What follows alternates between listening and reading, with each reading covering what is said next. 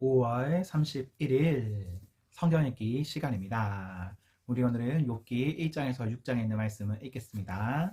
1장 우스 땅에 욥이라는 사람이 살았다. 그는 더없이 정직하고 약속을 잘 지키는 사람이었으며 하나님께 온전히 헌신하고 악을 지극히 미워했다. 그에게는 아들 7, 딸 셋이 있었다. 그는 엄청난 부자여서 양이 7,000마리, 낙타가 3,000마리, 겨리소가 500쌍, 암나귀가 500마리나 되었고 종들도 어마어마하게 많아 동방에서 가장 영향력이 컸다. 그의 아들들은 돌아가면서 제 집에서 잔치를 벌였고 그때마다 누이리도 초대해 함께 즐거운 시간을 보냈다. 잔치가 끝난 다음 날이면 욥은 의뢰 일찍 일어나 제 자식들 하나하나를 위해 번제를 드렸다. 어쩌면 저 아이들 중 하나가 마음속으로 하나님을 거역하는 죄를 지었을지도 모른다고 생각했기 때문이다. 그렇게 욥은 자식들이 혹시라도 죄를 지었을까 하여 희생 제물을 바치곤 했다. 어느 날 천사들이 하나님께 보고하러 왔을 때 고발자 사탄도 함께 왔다. 하나님께서 사탄을 지목하여 말씀하셨다.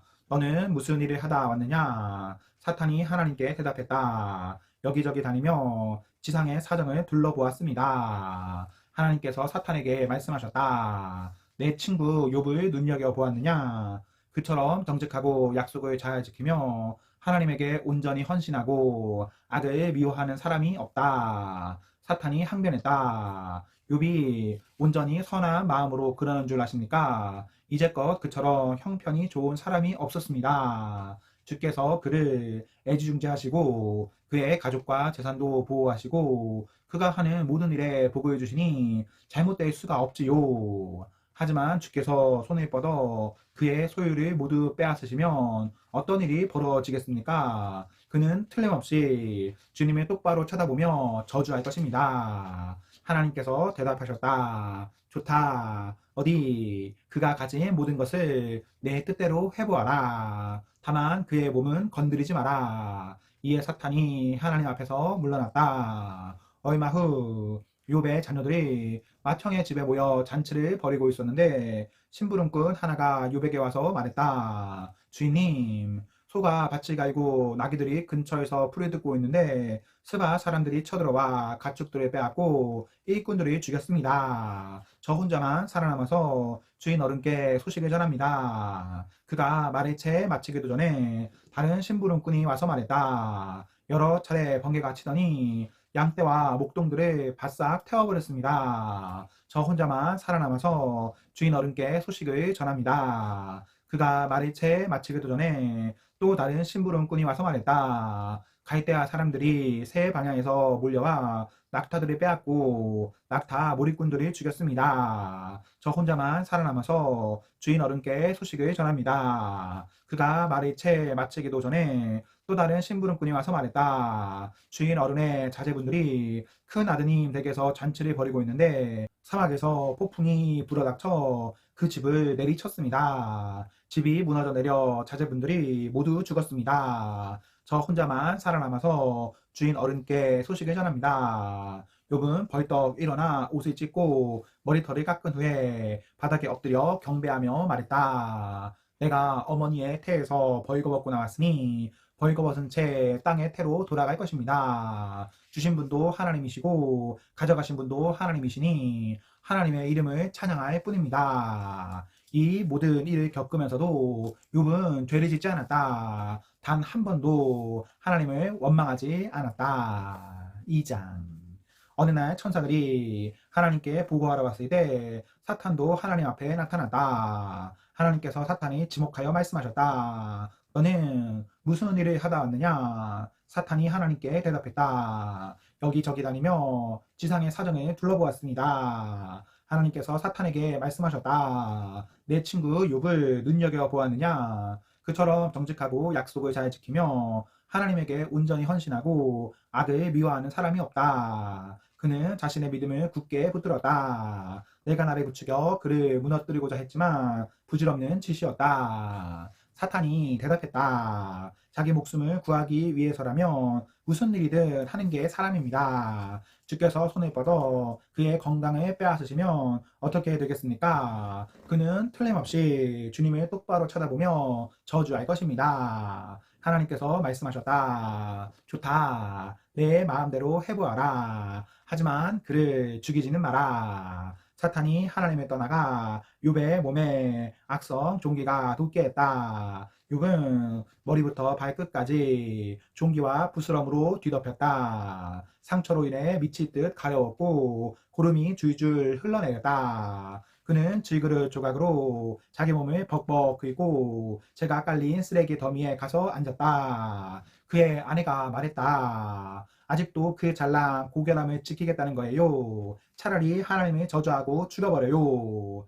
욥이 아내에게 말했다. 당신은 생각 없는 바보처럼 말하는구려. 우리가 하나님께 좋은 나이도 받았는데 나쁜 나이도 받는 게 당연하지 않소. 이 모든 일을 겪으면서도 욥은 죄를 짓지 않았다. 하나님을 거역하는 말을 한마디도 하지 않았다. 욥의 세 친구가 욥이 당한 온갖 어려움에 대한 소식을 들었다. 대만 사람 엘리바스, 수아 사람 비다, 나아마 사람 소발은 각자의 지역에서 출발했다. 그들은 욥 곁을 지키면서 그를 위로할 요량으로 중간에 만나 함께 욥을 찾아갔다. 욥의 모습을 처음 보았을 때 그들은 자신들의 눈을 믿을 수가 없었다. 친구의 모의고를 도저히 알아볼 수 없었기 때문이다. 그들은 탄식하며 목 놓아 울고 겉옷을 찢고 슬픔의 표시로 머리에 재를 뿌렸다. 그러고는 친구 옆에 주저앉았다. 그들은 욥의 곁에 앉아 7일 밤낮을 한마디도 하지 않았다. 그의 고난이 얼마나 극심한지, 그의 심정이 얼마나 처참한지 알 수 있었기 때문이다. 3장.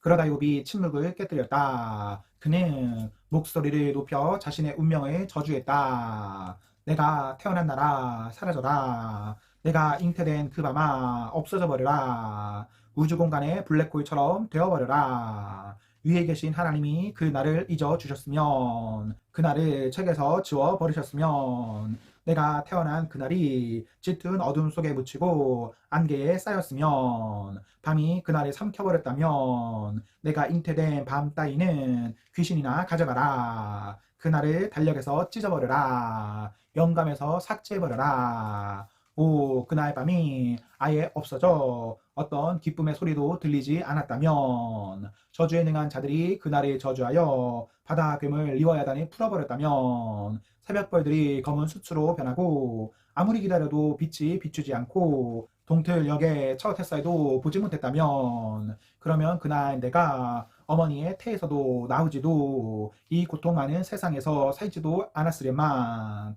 어찌하여 나는 죽어서 나오지 않았으며 첫 숨이 마지막 숨이 되지 않았던가. 어찌하여 나를 안아주는 두 팔이 있었으며 내게 젖을 물릴 가슴이 있었던가. 그렇지 않았다면 지금쯤 나는 편안히 쉬고 있을 텐데, 아무 고통도 못 느끼고 영원히 잠들었을 텐데, 폐허가 된 왕실 묘지에 묻힌 왕과 정치가들과 함께 있을 텐데, 금과 은으로 장식한 번쩍이는 무덤에 묻힌 제후들과 함께 있을 텐데, 어찌하여 나는 죽은 채 태어나 빛을 보지 못한 모든 아기들과 함께 묻히지 못했던가. 그곳에서는 아기들이 더 이상 누군가를 괴롭히지 못하고 녹초가 된 사람들이 오랫동안 기다리던 휴식을 취하며 죄수들이 간수들의 고함 소리에 잠 깰 일 없이 편안하게 자고 있건만, 그곳에서는 큰 자와 작은 자의 구별이 없고 노예도 자유를 얻건만. 어찌하여 하나님은 비참한 사람들에게 빛을 주시고 쓰디쓴 인생을 사는 이들을 살려두시는가. 이들은 죽기를 무엇보다 바라건만 죽지 못하고 죽음보다 나은 것을 상상하지 못하며 죽어서 묻힐 날을 인생에서 가장 행복한 순간으로 손꼽아 기다리지 않는가. 부질없는 인생, 삶의 의미를 찾을 길을 하나님이 모두 막으셨으니 살아서 무엇 하겠는가. 저녁 식사로 빵 대신 신음만 삼키다. 식탁을 물리고 고통을 토해낸다. 내가 가장 두려워하던 일이 현실이 되었고 가장 무서워하던 일이 벌어졌다. 쉼이 산산조각나고 평안이 깨졌다. 내게 더 이상 안식은 없다. 죽음이 내 삶을 덮쳤구나. 사장. 그러자 대만 사람 엘리바스가 큰 소리로 말했다. 내가 자네에게 한마디 해도 되겠나? 잠자코 있기가 어려운 상황이라 그러네. 자네가 많이 하던 일일세. 자네는 적절한 말로 상황을 분명히 보게 해주고 포기하려는 이들을 격려해 주었지. 자네의 말은 비틀거리던 이들을 일으켜 세우고 주저앉기 직전에 사람들에게 새로운 희망을 심어주었지. 하지만 이제 자네가 공경에 처했고 괴로워하고 있어. 큰일을 당한 충격으로 비틀거리고 있군. 하지만 지금은 자네가 경건한 삶에서 자신감을 얻어야 할 때가 아닌가. 모범적인 삶에서 희망을 찾아야 할 때가 아닌가. 잘 생각해보게. 정말 죄 없는 사람이 쓰레기 더미에 앉은 신세가 된 적이 있던가? 진정 오이 고든 사람들이 끝내 실패한 적이 있던가? 내가 본 바로는 악을 갈고 재난을 뿌리는 사람들이 악과 재난을 거두어 들이더군. 그들은 하나님의 입김 한 번이면 산산조각나고 그분이 한바탕 노하시면 나만하지 못한다네. 백수의 왕 사자가 우렁차게 포효해도 이가 빠지면 쓸모가 없지. 이가 없어 먹이를 못 잡으니 새끼들은 뿔뿔이 흩어져 혼자 힘으로 살아가야 하지. 한마디 말이 나에게 은밀히 들려왔네. 속삭임에 불과했지만 나는 분명히 들었어. 깊이 잠들었던 어느 날 밤 무서운 꿈에서 들었다네. 두려움이 나를 정면으로 쳐다보았는데 공포 그 자체였네. 무서워 죽을 지경이었어. 나는 머리부터 발끝까지 벌벌 떨었지. 한 영이 내 앞을 스르륵 지나가는데 내 머리털이 쭈뼛 곤두서더군. 거기 나타난 것이 무엇이었는지는 알아보지 못했네. 흐릿한 형체였는데 그때 이런 희미한 소리가 들렸어. 어찌 죽을 존재가 하나님보다 의로울 수 있겠느냐?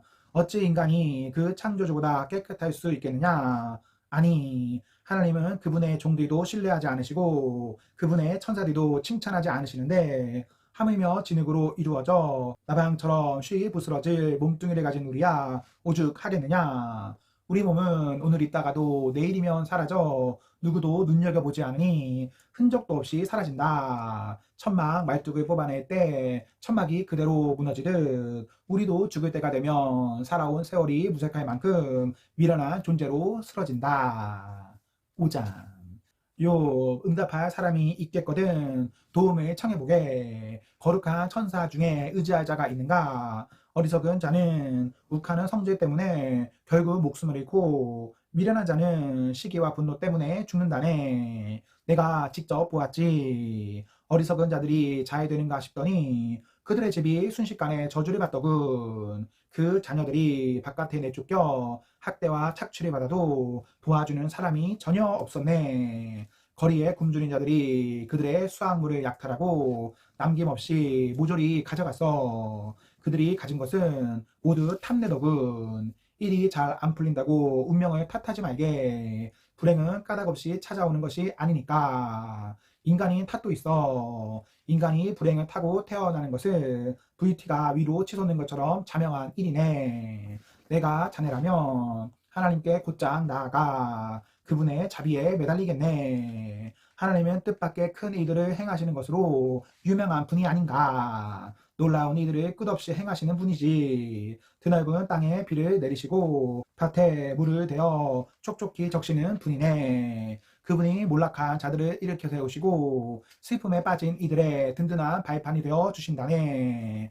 남을 해치려는 이들의 흉계를 저지하여 그들의 음모가 하나도 성사되지 못하게 하신다네. 그분은 다 아는 채 하는 자들의 모의를 잡아내어 그 복잡한 음모가 쓰레기와 함께 모두 쓸려 나가게 하시네. 그들은 순식간에 방향을 잃고 어둠 속에 처박혀 한 걸음도 앞으로 내딛지 못하네. 그러나 억눌린 자들은 하나님이 살인 음모와 압제에서 구해내시지. 이렇게 하나님이 불의를 묻고 그 입을 막으시니 가난한 이들에게 여전히 희망이 있는 것 아닌가. 하나님이 개입하여 자네를 바로잡아 주시니 얼마나 큰 복인가. 전능하신 하나님의 징계를 부디 없인 여기지 말게. 하나님은 상처를 입히기도 하시지만 상처를 싸매기도 하시네. 자녀를 아프게 한 손으로 치료하신다네. 재난이 주의지어 닥쳐도 그분이 자네를 건져주시니 어떤 재앙이 와도 자네는 아무 해를 입지 않을 걸세. 기근이 닥치면 하나님이 굶주림을 명쾌하시고 전쟁이 일어나면 칼에 상하지 않게 지키실 것이네. 사악한 험담에서 보호받을 것이며 어떤 재난도 겁없이 헤쳐나갈 걸세. 재앙과 기근 따위는 가볍게 떨치고 들짐승 사이에서도 두려움 없이 다닐 걸세. 자네는 바위와 산들과도 사이좋게 지내고 들짐승들이 자네의 좋은 친구가 될 것이네. 자네의 거처가 안전한 곳이 될 것이고 재산은 충나지 않을 걸세. 자녀들이 장성하는 모습과 집안이 과수원의 풀처럼 쑥쑥 번창하는 모습을 보게 될 것이네. 수학철의 황금빛으로 연근 곡식 땅처럼 자네는 오랜 세월을 알차게 보내고 무덤에 이를 걸세. 여보게, 이것은 틀림없는 사실이네. 내 명예를 걸고 하는 말이야. 이 말을 명심하면 잘못될 일이 없을 걸세. 6장.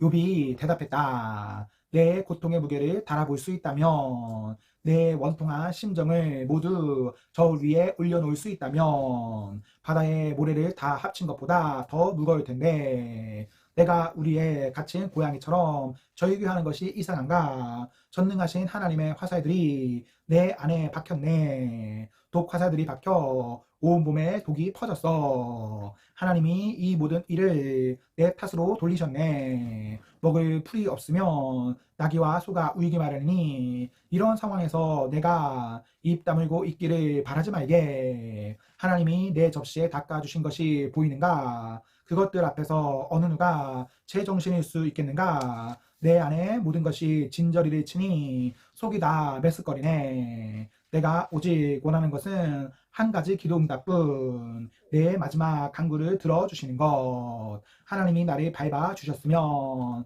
벌레처럼 집 이겨 영원히 끝장내 주셨으면, 그러면 궁지에 몰린 나머지 한계선을 넘어 거룩하신 하나님을 모독하는 일은 없을 것이고 그나마 그것으로 만족할 수 있을 텐데, 내게 무슨 힘이 있어 희망을 붙들겠는가? 무슨 미래가 있어 계속 살아가겠는가? 내 심장은 강철로 만들어진 줄 아나? 내가 무쇠 인간인가? 내가 자력으로 지금 상황을 이겨나갈 수 있을 것 같은가? 아니세. 난 더 이상 버틸 힘이 없네. 절박한 처지의 사람이 전능하신 하나님에 대한 기대를 접을 때 그의 친구들만은 곁에 있어 줘야 하는 것 아닌가. 그런데 형제처럼 여긴 내 친구들이 사막의 협곡처럼 변덕스럽군.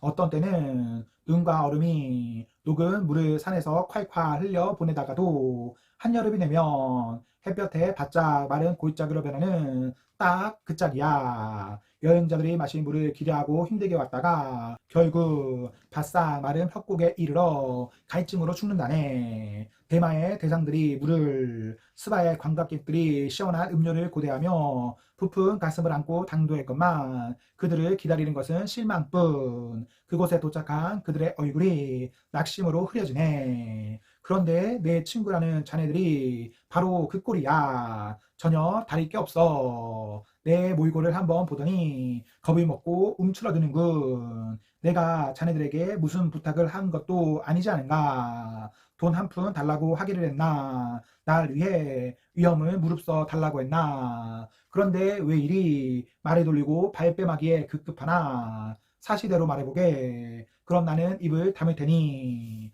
내가 무엇을 잘못했다는 것인지 알려주게. 정직한 말은 누구에게도 해가 되지 않는 법이네. 경건한 채 이리 허세를 부리는 이유가 무엇인가?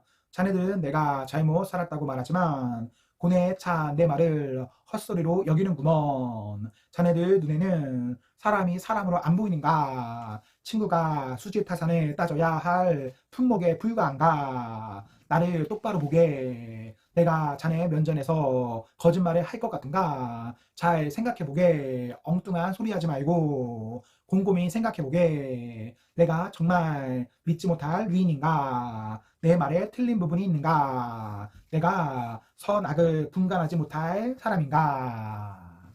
아멘. 네, 오늘 말씀을 모두 읽었습니다. 우리 오늘 하루도 하나님과 사나 앞에서 행복하십시오. 성령 충만하십시오. 안녕.